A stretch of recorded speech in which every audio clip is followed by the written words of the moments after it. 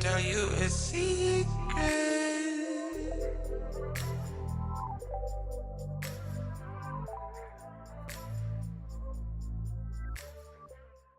Hi, you all. Welcome to Unbottled Secrets, the channel where my truth becomes your entertainment. My name is Fakira, and I make faith-based lifestyle and Microlocs content. So if you love the Lord and want to get to know me, then you will love this channel. Since it's been around 2 years since I've gotten my Microlocs installed, I figured why not share 5 things I wish I knew prior to getting my Microlocs. For context, I had the bright idea to get Microlocs back in January of 2022.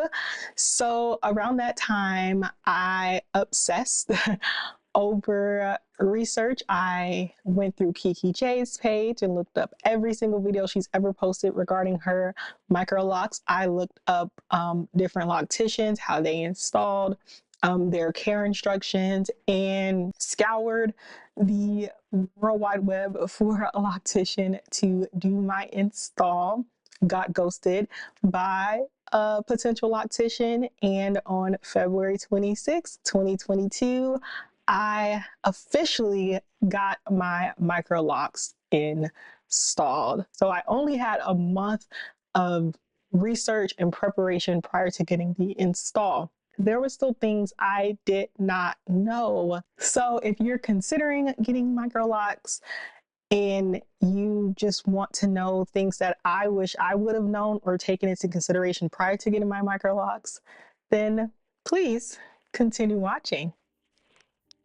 So the first thing I wish I would have known prior to getting my Microlocs installed was the simple fact that when you have loose ends, you will still experience fairy knots and breakage.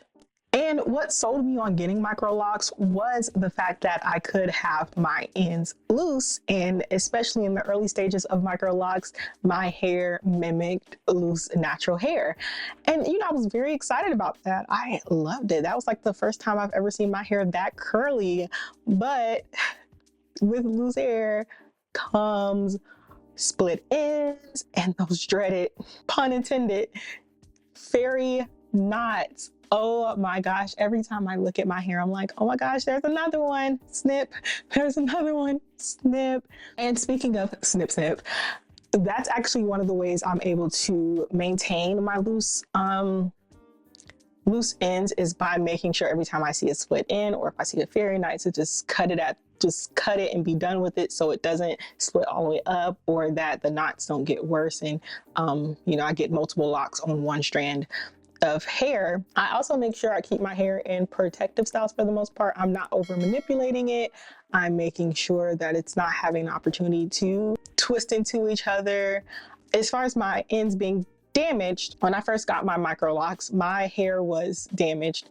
And that was actually one of the reasons why I got Microlocs, is because I had a horrible silk press and my ends paid for it. So over the duration of me having Microlocs, I've just constantly just kept them trimmed up.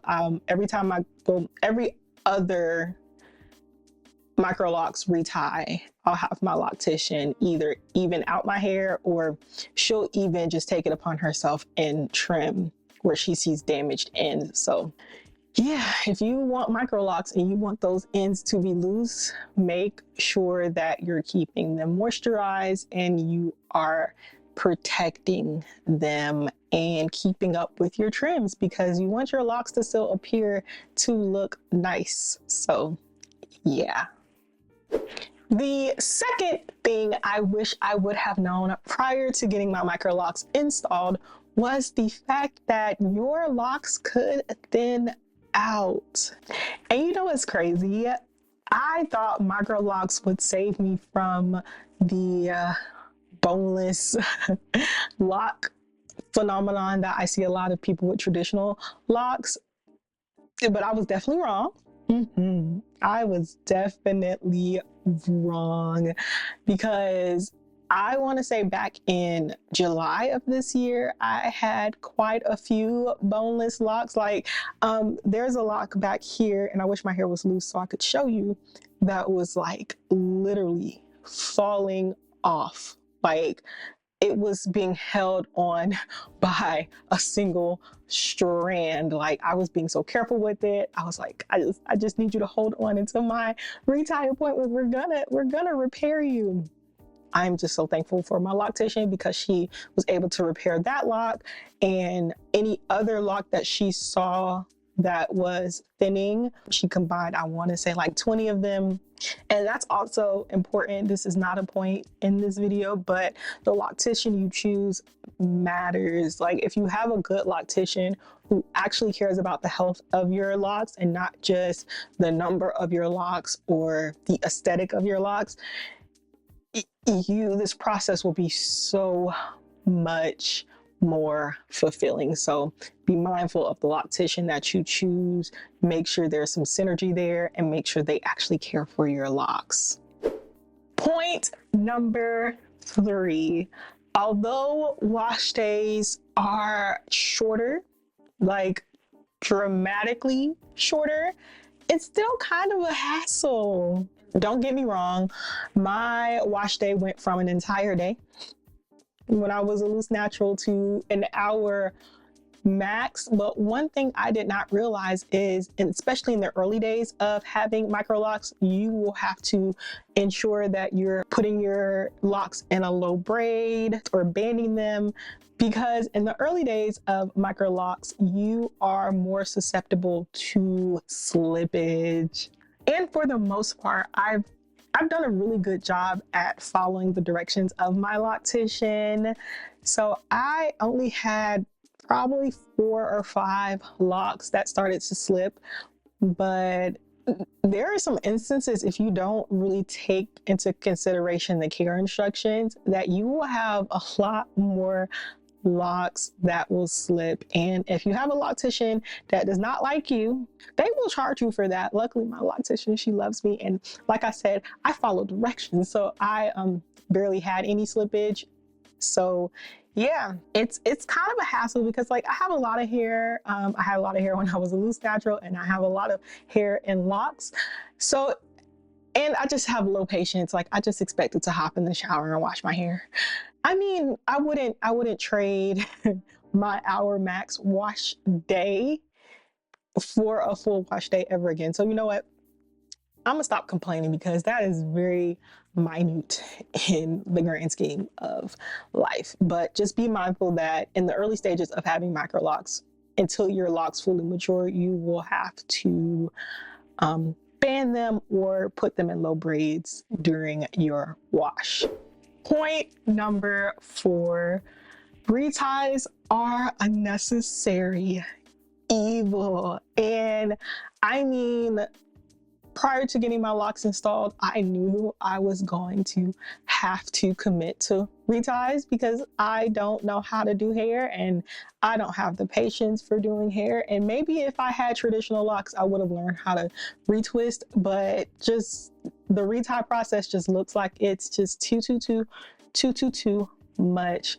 But I did not realize how expensive reties would be in my monthly budget. Now, of course, if you're putting reties up against buying wigs, getting wigs installed, getting silk pressed, going to the salon every other week or a few times a month, of course, reties are a lot more economically sound and more fiscally responsible, in my opinion.